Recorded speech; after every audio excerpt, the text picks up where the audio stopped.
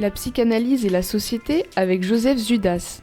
Psychanalyste à Périgueux et responsable du centre de consultation Gabriel Laccueil.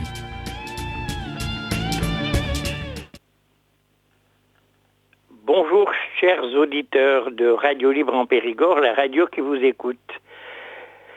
Bien, aujourd'hui pour ma chronique, je voudrais intervenir à propos d'une émission qui a eu lieu hier, me semble-t-il, et qui remet au goût du jour les fameux pervers narcissiques.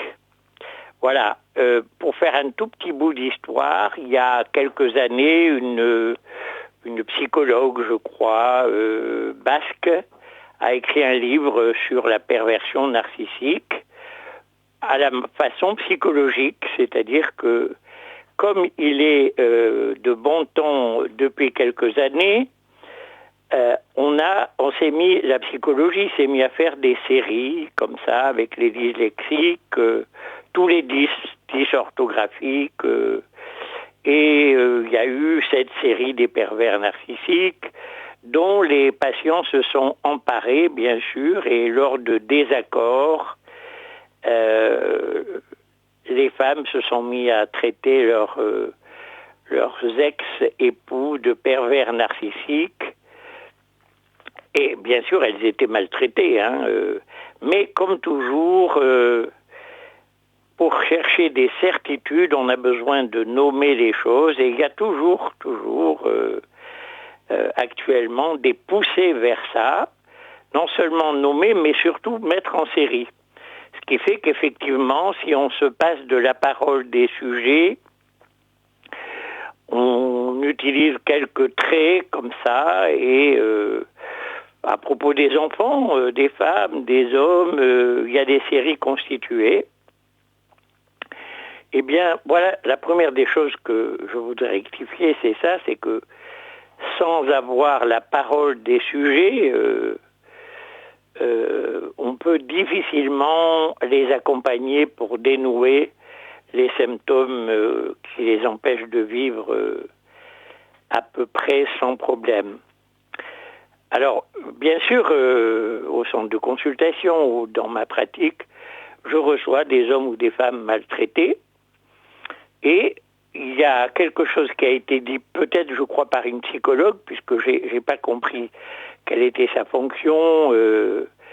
Elle était d'ailleurs interrogée par quelqu'un qui est dans nos émissions et qui est un père mécontent de la justice, parce que, il me semble me souvenir, puisqu'il m'avait interrogé, où j'avais dit ça aussi, que j'étais pas pour la constitution de séries, les pères mécontents, les mères abusives.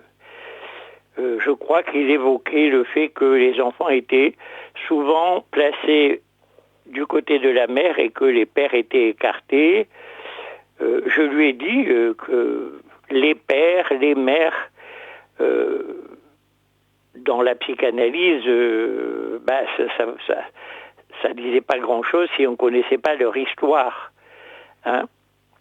si on n'entendait pas leur histoire.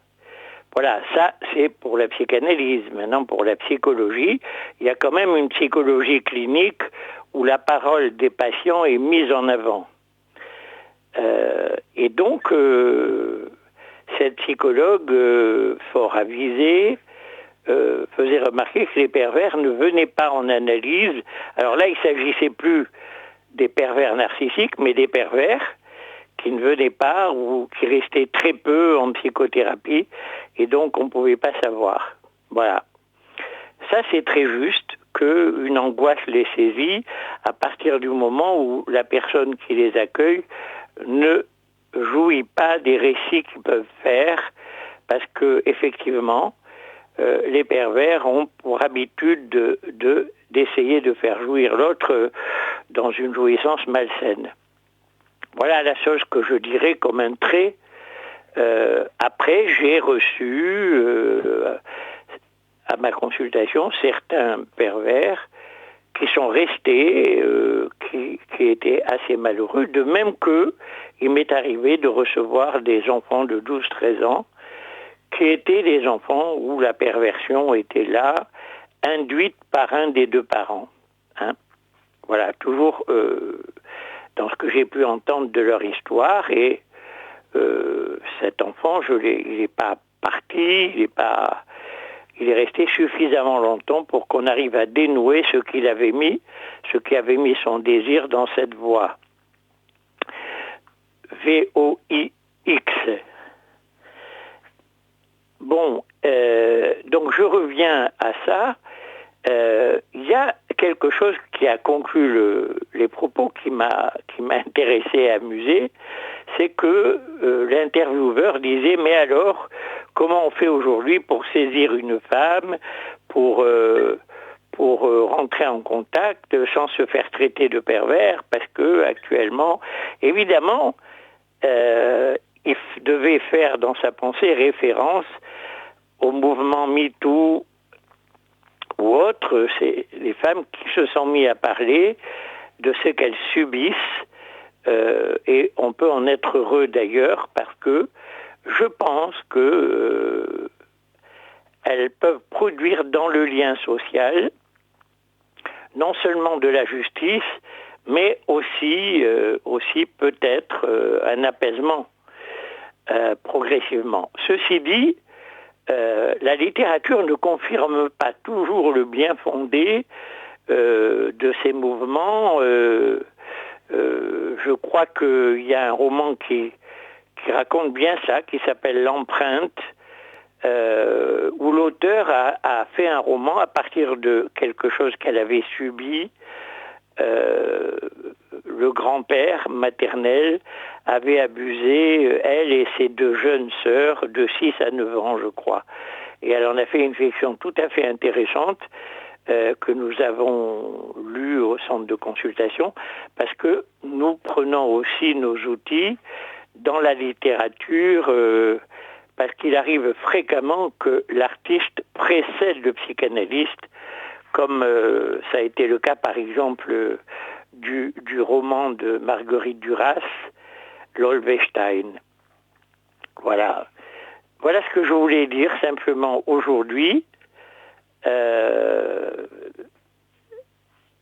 que effectivement il y a un grand danger dans ces mises en série, c'est que petit à petit la parole est écartée, et effectivement je ne vois pas comment on peut aider quelqu'un à dénouer en écartant surtout les moyens qui sont les siens pour y arriver, puisqu'il s'agit bien sûr de lui permettre à lui de dénouer, et pas de faire comme on fait maintenant avec des interventions où on lui donne un mode d'emploi pour vivre. Ça c'est assez amusant, parce que on a envie de demander aux personnes qui font ça comment elles-mêmes elles ont un mode d'emploi pour arriver à être un peu plus heureuses. Voilà, chers auditeurs, ce que je voulais dire. En tout cas, je vous rappelle que le centre de consultation Gabriel Accueil est à Périgueux, et il vous faut faire le numéro 0609 13 89 22, 06 09 13 89 22, pour y avoir accès pour vous ou quelqu'un qui en aurait besoin. Nous sommes plusieurs écoutants et nous intervenons bénévolement pendant 3 mois. Ça peut être prolongé. En tout cas, 3 mois pour faire le point au bout du trajet et voir si la personne a pu entrevoir ce qui lui permettrait d'aller mieux. À bientôt, chers auditeurs.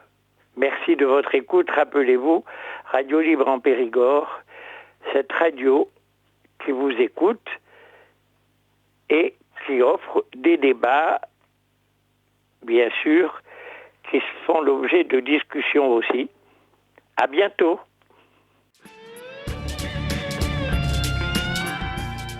Vous venez d'écouter Psychanalyse et Société sur RLP.